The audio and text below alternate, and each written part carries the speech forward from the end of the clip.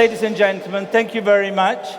And thank you to Barcelona RAM Conference to bring me here.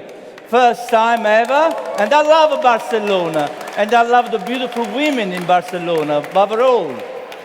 Okay. I just got an ugly person in front of me, which has got RAM here. I don't understand it, but it's okay. My name is Salvatore Calabrese, as I say. This year, 1966, is my 50 years in this industry. Yes? 50 years. All right? And you could tell that because if you look in a picture on the left-hand side, that is me at the age of 12. Even at the age of 12, I knew how to pour two perfect Coca-Cola. Huh? Not bad. That was the beginning of my career. There where I start in Italy. Good-looking guy at that time. That is the Dukes. You know the Dukes? Huh? Famous for what? For the martini, right? The best martini in the world. And guess who created the best martini in the world? Huh? The naked martini, what you call. Super cold, super dry. There for me is the Rainbow Room. I was there with the Delta Groff, launched my very first book, The Classic Cocktail, which sold over 1 million copies. So not bad for a little bartender, huh? And there is me at the Lanesborough in 1994. And what do I do there? I'm giving everyone one thing that I love to do. Welcome to my home. Because remember, guys, you could be the greatest mixologist in the world. Mixologist versus host. It doesn't mean anything. Because learn how to make an incredible drink is incredible today. Today, the art of bartending is above anything else that anyone could ever imagine. But if you want to be legacy, you want to be legendary in yourself, remember what means the home. Learn how to look after the home and the home look after you. That is what it means. That means the art of great, my very first journey when I started at the age of 12 is to learn how to mix. Today, with the art to know how to host and give people good time, this is what made me legendary. And this is what means learn how to love the people in front of you. Because, you know, we're all great artists at work and we are very close to the chef by all means. But one thing different from the chef will work behind his scene. He will work behind door and he will be focused on making his work of art. Guys, you don't do that.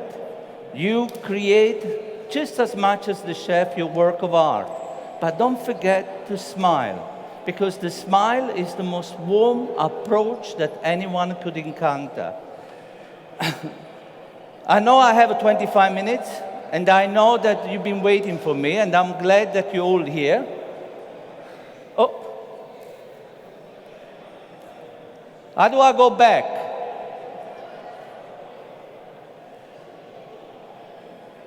One thing that you should learn about, you know, what makes a great bartender. What makes a great bartender is the idea of to learn how to be different from each other. We all making great drink, but we all make a great drink. But if you want to be different, you have to learn to say, I want to be different from everybody else. And in 1984, while I was at the Dukes, I started to think about what can I do with such a small bar that I can only accommodate 20 people to increase my revenue. And I started to think about it. London, very historical town, Dukes, very historical name. And with all this history that I had around me, one thing that I missed, it was a bit of history behind the bar. And that's where I started to have this incredible, maybe crazy idea to sell what I call liquid history. And I started to collect old cognac, old spirits. In 1985, 86, you're talking about today, Mai Tai. I used to do Mai Tai with the old nephew's rum. I wish I kept the bloody bottle, 17 years old. Now it will be worth a few pounds. And I've done a few crazy things. I mean, that one, if you think about that's an old-fashioned, made with the original bourbon from 1890.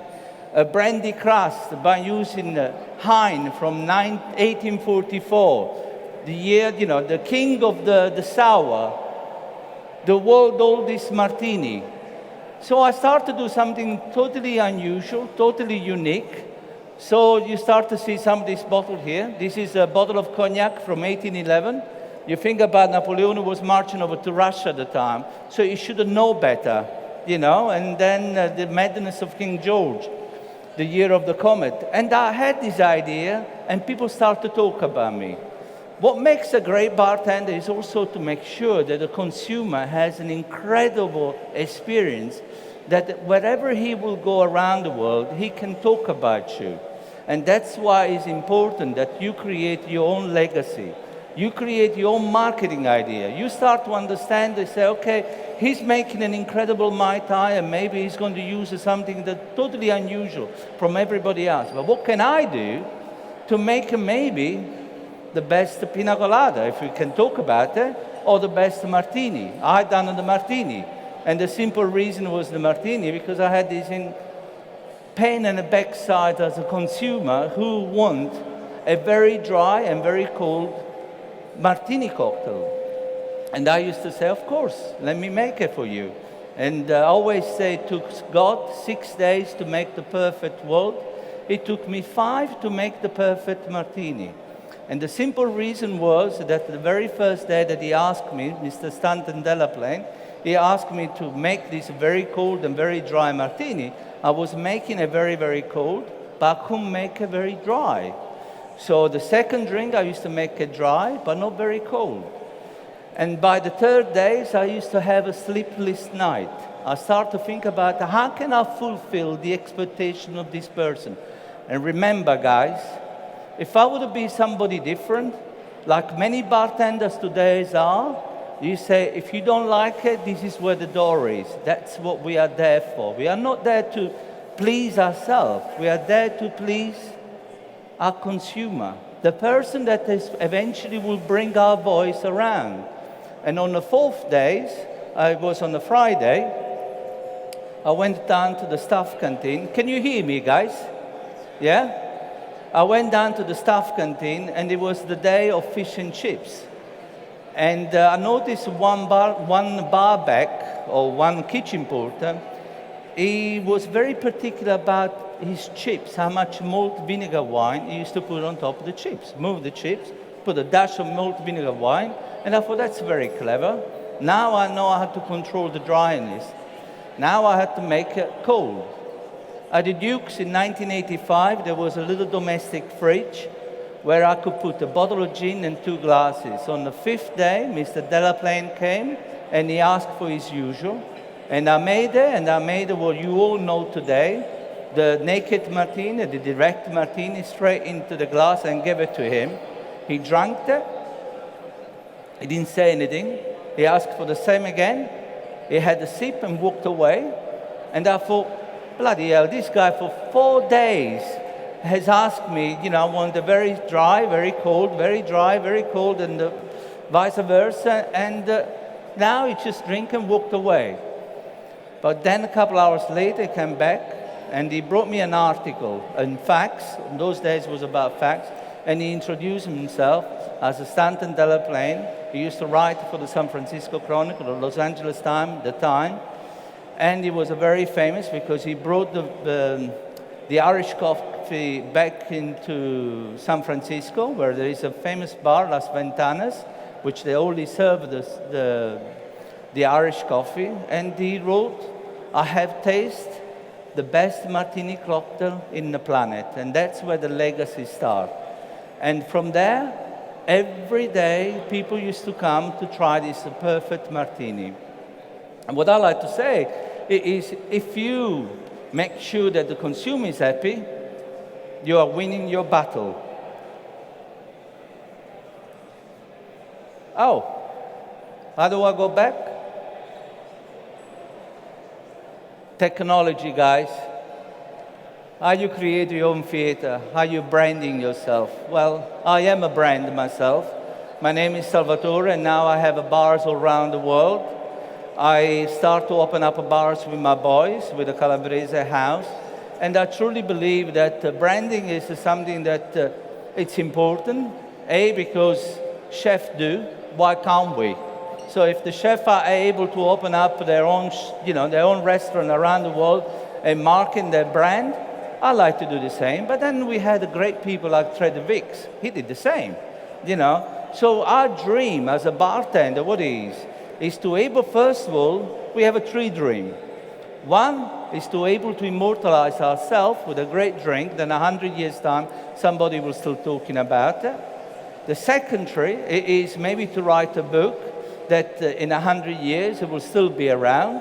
And the third, to have our name on our bar and say, this is my bar, this is my home. And there is a few of you who owns bar, and you know how important it is. And to be important is to make sure that everyone who walks into your house is happy. I mean, there is no secret, guys. What is important that whenever somebody walks in your room, you can go into the best restaurant in the world, and you are sitting in a very, very busy restaurant. As you're sitting in this very, very busy restaurant, you and your girlfriend or your own, you're just sitting, you and your girlfriend, and maybe you on your own. But when you go into a bar, the bar is the most sociable place that anyone could encounter. That means there is always a smiling place. You can meet somebody, and there is an artist, there is a host somewhere that is making sure that you are happy. A warm welcome is the best thing that there is. Remember, the first impression is the most important that there is, but also the last.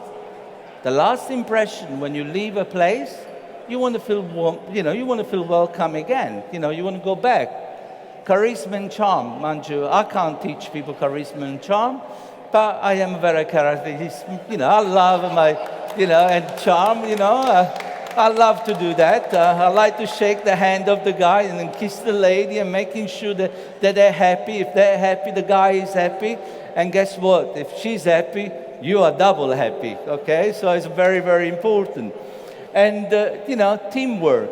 Yes, I said teamwork. Why teamwork? I am the maestro. Each one of you call me the maestro. But I'm no one unless if my team likes to play the music that I choose. And they have to play with me, and that's where the great essence of develop a great bar is that everyone is happy. Remember that there is a two style of customer that you have. The internal customer and the external customer. You learn how, if you are the boss, you learn to make sure that your internal customer, your staff is happy. If they're happy, there is reflection to the consumer. The customer will be happy. No one wants to work 12, 14 hours a day and not be happy. We want to be in the place that you say, I belong in this place. I'm making this place. I'm making myself a name.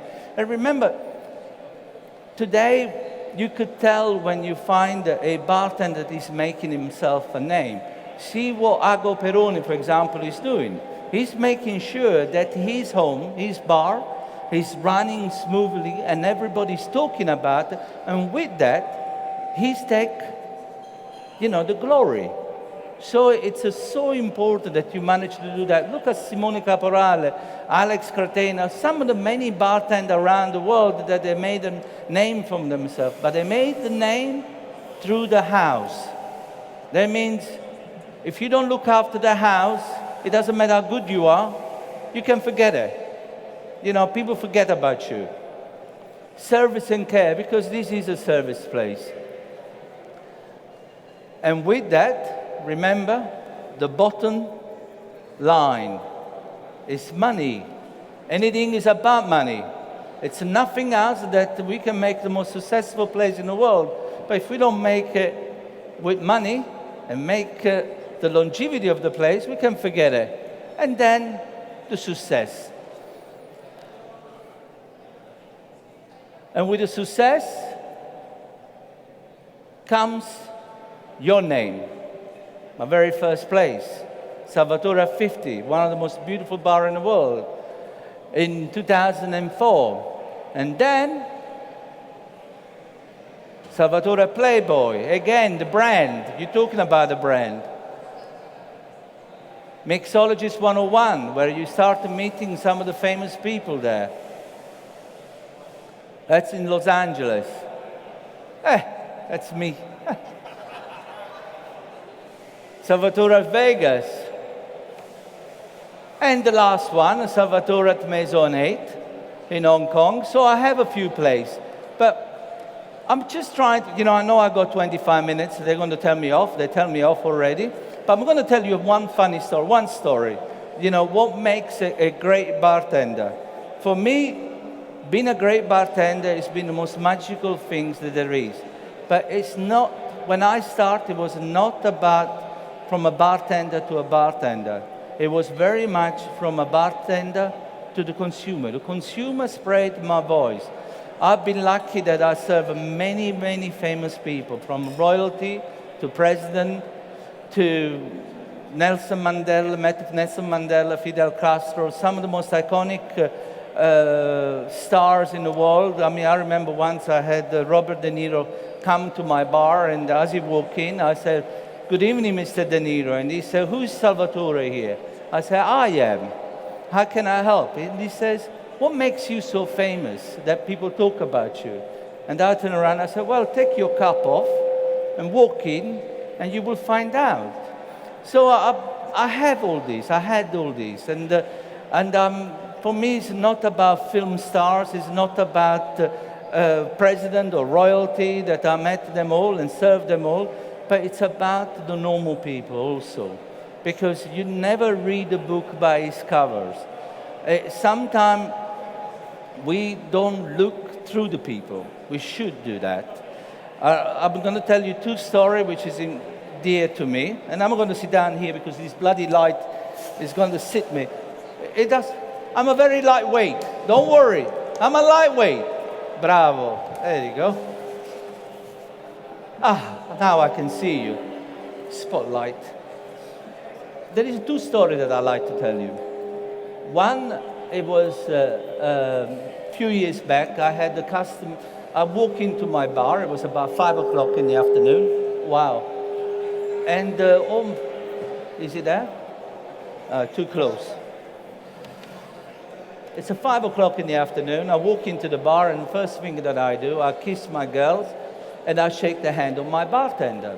As I did that, I noticed one customer sitting at the end of the bar on his own. So I said to my guys, I said, "Why is he sitting on his own? Why none of you is talking to you?" So my guys said, "Well, he's only drinking Coca-Cola." Oh. So I went and introduced myself to this guy.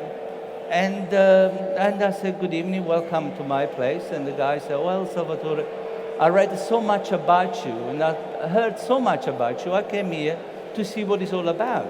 So I brought him to my world. And eventually, guess how much is a Coca-Cola? My place, $4, £4, right, £5. His bar bill on the end was over £1,000. What it tells you, never read the book by its cover. Try to learn the person behind. And this person came back to my bar over and over again, and eventually he ran one of the biggest bar bills that I had, over £70,000. And guess what? He left my guys £15,000 service tips, right? So not bad from a Coca-Cola. The second story, and I'm going to leave you with this second story, is, yes, I serve many iconic people, but one of the most iconic person that I love to talk about, it was Stevie Wonder. Stevie Wonder came to my bar, and I created a cocktail for him called Champagne Wonder. And he started to have a few of those Champagne Wonder. He started to enjoy this idea of having his own cocktail, so much so that he takes it everywhere. At the end of the night, as my pianist was playing the piano, Steve started to roll his head like that, listen to the music. So I went to Steve, I said, "Steve, would you like to play?" And he said, "Yes." Okay, stood up, I took him to the piano, and there he played this magical music in my little bar for over half an hour. Now imagine how magical it was for the people that were in the bar to listen Stevie Wonder live. But what was more magical for me, and I hope, guys, that will bring what means being a great at what you do, that at the end of the night, when he stood up to leave, I went and shake his hand and do his usual, and he started to applaud. So I turned around and I said, Steve, what's that for? And he said, from one artist to another. And that's what we are. If we love to do what we do and we do it well, we can be just as big as the biggest star in the world. Ladies and gentlemen, thank you.